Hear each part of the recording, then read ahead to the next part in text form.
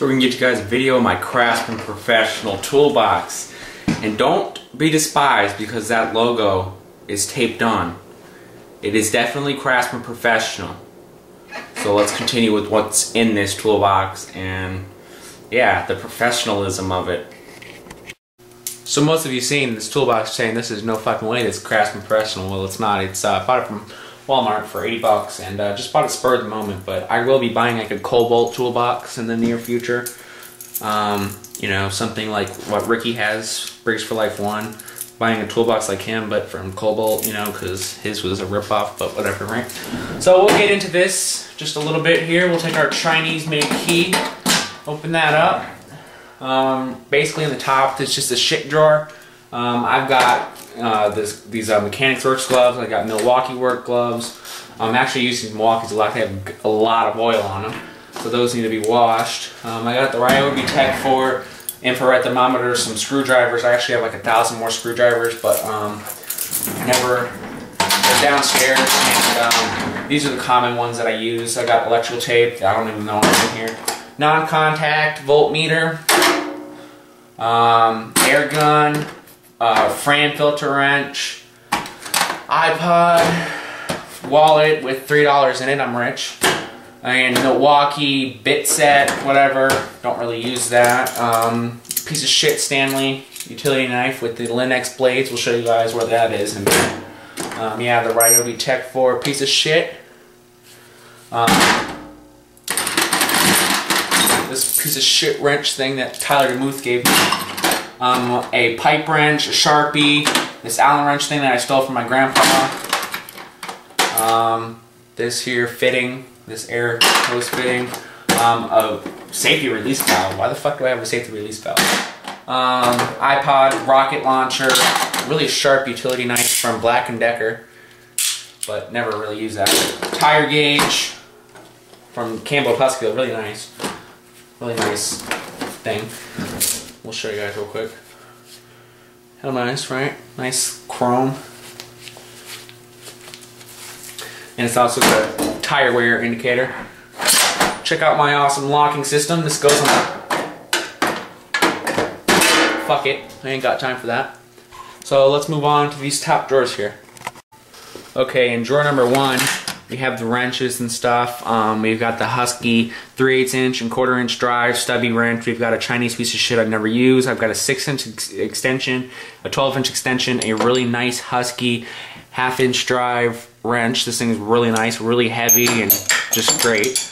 A made in the USA industrial wrench, 1972, guys. 1972. Listen to this thing. How shit awesome is this? That's what grease does. This is probably better than any snap-on wrench. I'm not going to say better than every snap-on wrench, but this thing will damn compare to a snap-on wrench and just durability. This thing's from 1972, and it has like no play whatsoever. That's great. I mean, the Husky has more play than it, and the Husky hardly gets used. I've got a 1/4 inch to 3/8 inch adapter. I've got a 3/8 to 1/4 inch. I meant 1/2 inch to 3/8. I'm sorry. I got a 1/2 inch, 3/8 and 1/4 inch drive. Adapters, impact ready, DeWalt for the DeWalt impact driver and the Craftsman impact driver.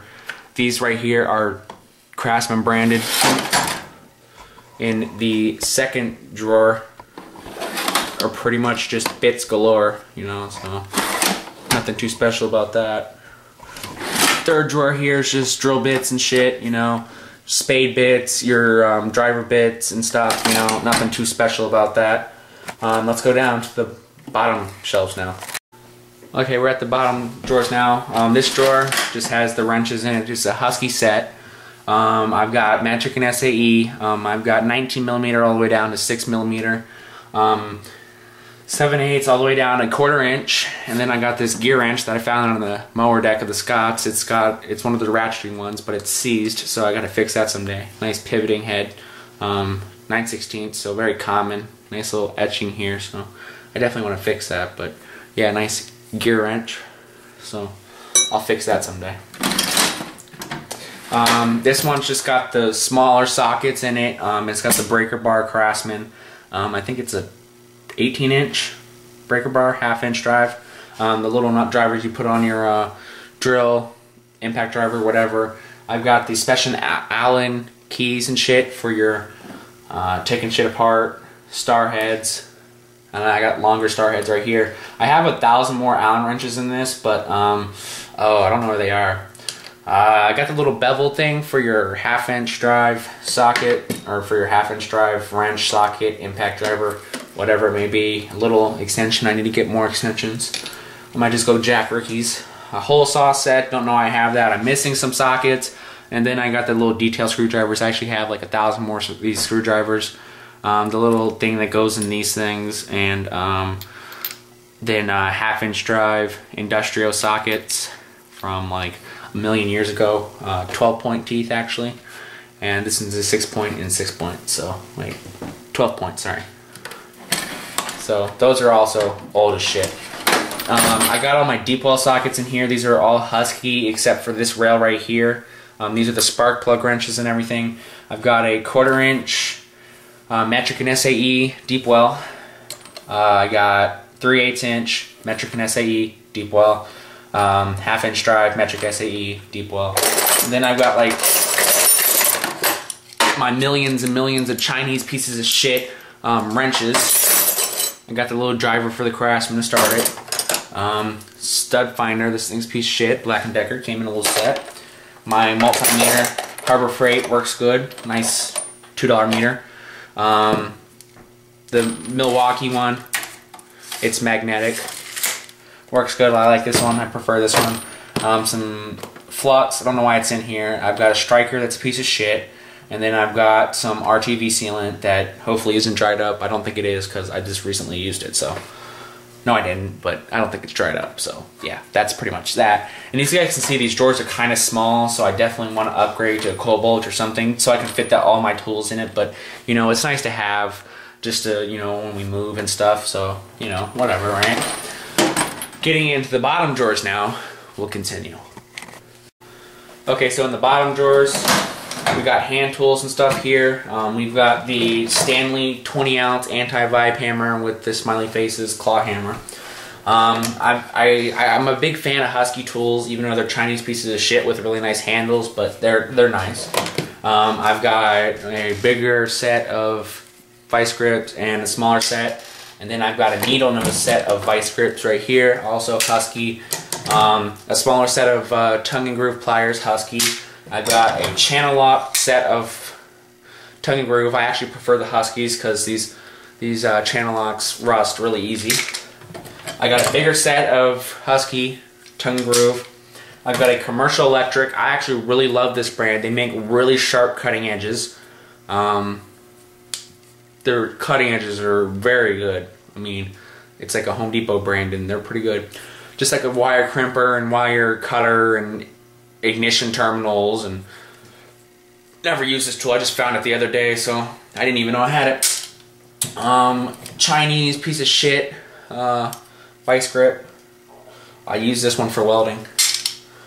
This is a Cat 5, and basically for your phone terminal and your internet, your Ethernet cable. It's a cutter crimper, and I use this because I do this stuff sometimes. Commercial Electric, real good cutting edge, replaceable cutting edge as well, and I don't know, really nice. Then I've got the Commercial Electric right here for doing your cable and whatnot. So your RG6 and RG59, basically, you know, your DirecTV, Comcast, whatever you may have. Here's some old pieces of shit that are Chinese. Here's my grandma's dad's tacking hammer he built himself, and I put some a 1-inch heat shrink tubing on it, and yeah, he built this himself. Even the head he made. So yeah. These linesman's pliers from Husky, they have a really shitty cutting edge, but they're heavy and good for doing wire and stuff, as Ricky would know. The best possible wire cutters out there, Commercial Electric. I really recommend these brand. I mean, they're sharp. They have really great cutting edges, and I use them for everything. You guys can see the paint's all wearing off and everything. This thing still cuts paper. You can cut paper with these, and I cut like thick ass wire. Even 16 gauge. I cut wire that's freaking like 8 gauge. I mean, it doesn't complain. And then I got this piece of shit Black & Decker Chinese piece of shit that's worth nothing. Husky little, what the hell are these? Wire cutters. I also have Husky front nip pliers or something like that.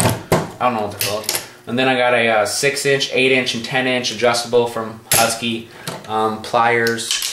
Dropping everything on the floor. Nice plier set from Husky. Then I got all my old tools, my starter tools, or my Stanley tools. You know, just Stanley, whatever. And these used to be my go-to pliers for doing electrical work. I would cut wire with it, and oh my god, it was a pain, but got the job done. Piece of shit, Black & Decker. 2 little levels back here. Some old ass wire cutters that my grandpa used to use. So you guys can see, look at that cable. There's nothing cut. This shit's not cut anything. It cuts all the way from 18 gauge to 10 gauge. I mean, it still cuts with this, but there's a huge mother freaking hole in the cutting edge of that. So that doesn't cut wire worth shit. I mean, it still kind of strips wire, but definitely not like this. And then I just got some random pieces of shit and, you know, whatever. So I'm going to put all this shit back in the drawer, and then we'll continue the video.